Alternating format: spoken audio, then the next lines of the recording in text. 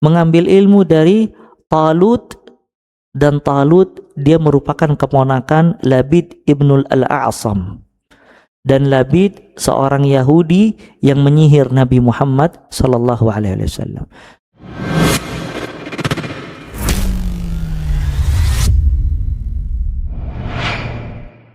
Kapan dimulainya kesesatan? Al-Quran bukan makhluk. Disebutkan, ya, ana ringkas dari kitab Mukhtasar Ma'arijul Qabul. Pembahasan Al-Quran merupakan firman Allah Ta'ala. Terdapat perselisihan yang sangat panjang antara Ahlus Sunnah dan Mu'tazilah. Ya, Mu'tazilah mengatakan Al-Quran makhluk. Awal perselisihannya antara Ahlus Sunnah dan Mu'tazilah yaitu mengatakan Al-Quran makhluk. Walaupun Mu'tazilah sebelumnya Wasil ibn Atha, muridnya Hasan al-Basri rahimahullah, dia awal mulanya ya enggak berkaitan dengan Al-Quran makhluk, cuman al-bid'ah tatajaddad, bid'ah itu selalu upgrade. Makanya orang kalau berbuat bid'ah akan berpindah dari satu bid'ah ke bid'ah yang lain. Ya, sedangkan syariat Allah tidak ada bid'ah. Syariat Allah baku. Semua hukum atau semua keadaan dunia tatajaddad, dia upgrade. Cuman barometernya Al-Quran dan As-Sunnah bisa menghukumi apakah itu boleh apa tidak. Nah, bid'ah terus dia di-upgrade, ya. Sampai datang keyakinan Mu'tazilah meyakini kalau Al-Quran adalah makhluk. Begitu juga Jahmiyah.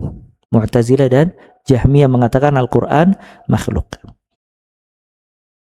Mereka mengatakan Al-Quran makhluk, bukan firman Allah Ta'ala. Sedangkan Ahlus Sunnah mengatakan Al-Quran merupakan firman Allah Ta'ala.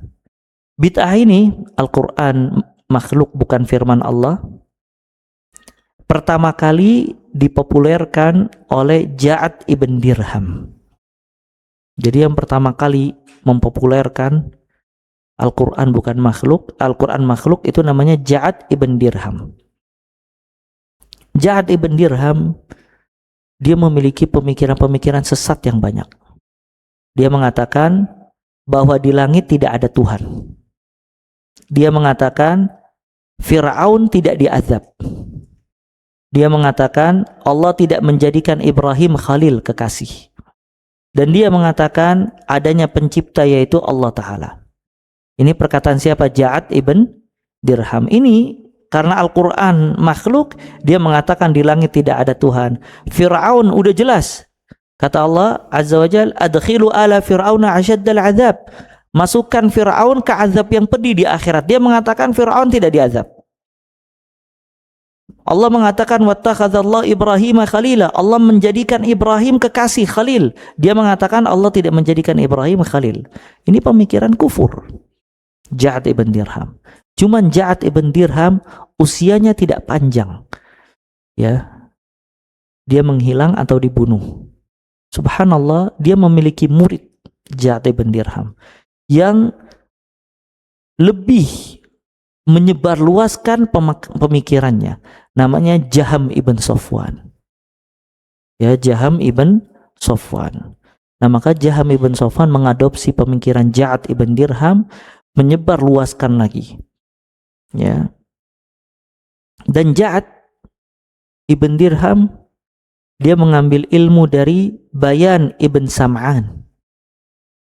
Dan Bayan mengambil ilmu dari Talut, dan Talut dia merupakan keponakan Labid ibnul Al-A'sam.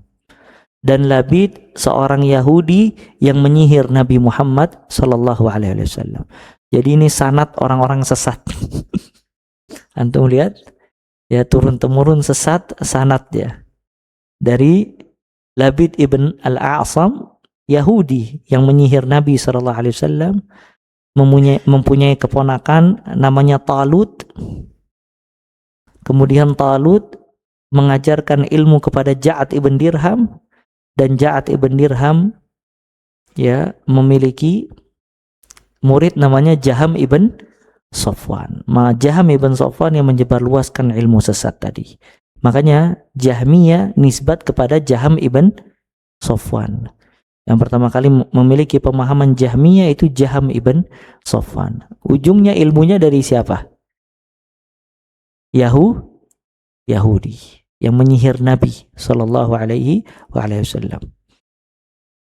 Hal tersebut terjadi di zaman tabi'in, kemudian pemikiran tadi disebarluaskan oleh Bishr ibn Ghayath ibn Abi Quraimah al-Muraisi, seorang tokoh Mu'tazilah yang menyesatkan Ma'mun. Ma'mun dia seorang khalifah di zaman Imam Ahmad ibn Hanbal. Ahmad ibn Hanbal ya hidup di Bani Abbasiyah, dan salah satu raja Abbasiyah namanya Ma'mun. Dan Ma'mun dia dekat dengan Mu'tazilah.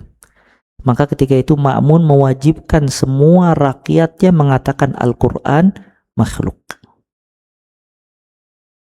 Nah, semua orang mengatakan Al-Quran makhluk. Dan para ulama sikapnya berbeda-beda.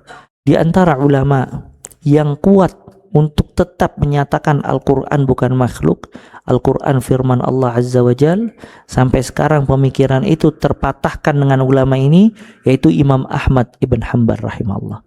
Imam Ahmad dia bertahan karena pada waktu itu orang menunggu pernyataan Imam Ahmad. Kalau seandainya Imam Ahmad mengatakan Al-Quran makhluk, maka semua orang menyatakan Al-Quran makhluk. Ada sebagian ulama tauriyah. Apa tauriyah? Tauriyah itu bertipu daya tapi tidak bohong. Dia mengatakan Al-Quran, ditanya Al-Quran makhluk bukan? Dia mengatakan Al-Quran, Injil, Taurat, Zabur ini makhluk. Maksudnya apa? Maksudnya tangan anak ini makhluk. Dia bilang Al-Quran, Taurat, Zabur, Injil ini makhluk. Dia nggak bohong, tapi dia bertipu daya. Maksudnya tangan anak adalah makhluk karena dia menyatakan Al-Quran, Taurat, Zabur, Injil ini nih makhluk. Maksudnya tangan anak ini makhluk. Tapi Muhammad nggak, Al-Quran kalamullah ghair makhluk, minhu bada' wa ilaihi ya'ud. Al-Quran firman Allah bukan makhluk, dari Allah memulai dan akan kembali kepada Allah. Dari situ Imam Ahmad disiksa habis-habisan. Ya, disiksa habis-habisan, ya, dikucilkan, ditinggalkan, dilarang untuk mengajar, ya, sampai terbebas dari fitnah Jahmiyah. Makanya Imam Ahmad punya kitab judulnya Ar-Radd 'alal Jahmiyah, bantahan terhadap Jahmiyah. Ya, dan ini keutamaan Imam Ahmad rahimahullahu ta'ala. Maka Al-Quran bukan makhluk, firman Allah. Karena Allah mengatakan kalau Al-Quran adalah kalamullah, firman Allah Azza wa Jalla. Allah berfirman dalam surat At-Taubah ayat 6, wa in ahadum minal musyrikina istajarak fa'ajirhu hatta yasma'a kalam Allah. Kalau seandainya salah seorang musyrik ingin istajarak, bekerja denganmu atau bertetangga denganmu, fa'ajirhu, maka berikanlah hatta yasma'a kalam Allah, sampai dia bisa mendengar firman Allah. Allah mengatakan Al-Quran kalamullah ghair makhluk, firman Allah bukan makhluk. Allah berfirman dalam surat Al-Fath ayat 10, yuriduna an yubaddilu kalam Allah, mereka menginginkan, ingin merubah kalam Allah, firman Allah Azza wa Jalla. Maka ini subhanallah keutamaan Imam Ahmad bertahan untuk tidak menyatakan Al-Quran makhluk. Imam Ahmad mengatakan man qala Al-Quran makhluk fahuwa indana kafir. Barang siapa yang mengatakan Al-Quran makhluk, dia kafir buat kita. Li'anna Al-Quran min ilmillah, karena Al-Quran dari ilmu Allah dan di dalamnya ada nama-nama Allah Azza wa Jalla. Imam Malik rahimahullah berkata, Al-Quran, man qala Al-Quran makhluk yuja' darban wa yuhbas hatta yatub. Barang siapa yang mengatakan Al-Quran makhluk, dipukul dan dipenjara sampai bertaubat. Imam Syafi'i mengatakan Al-Quran kalamullah ghair makhluk, Al-Quran firman Allah bukan makhluk. Cuman hal ini di zaman sekarang nggak ada manfaatnya, karena manusia kualitas ilmunya sudah rendah. Sekarang kalau ada orang bilang Al-Quran makhluk, nggak bakal dibantah mungkin, kecuali orang yang ngaji baru nggak boleh, Al-Quran firman Allah bukan makhluk. Tapi coba antum datang ke orang awam, antum bilang, antum punya tetangga nggak ngaji, antum bilang Al-Quran makhluk, ya dia nggak tahu, mungkin mau makhluk mau bukan makhluk, fodol terserah antum. Karena Nggak ada orang udah gak paham maksud tujuannya apa Al-Quran makhluk bukan makhluk. Antum datang orang kiai mungkin sholat yang imam-imam di masjid, dia baca Quran, antum bilang Al-Quran makhluk pak, bengong dia. Ya terserah antum ya, mau makhluk mau bukan makhluk, mau cendol mau buras mau ini terserah. Ya ini menunjukkan kualitas ilmu rendah. Makanya kitab-kitab terakhir akidah itu bukan berkaitan lagi dengan Al-Quran makhluk. Peperangan kita udah mulai menipis dengan Mu'tazilah, Asy'ariyah dan yang lainnya. Karena mereka juga Mu'tazilah, Asy'ariyah rata-rata pada bodoh. Peperangan kita sekarang ini dalam bab akidah peperangan tauhid dengan syirik.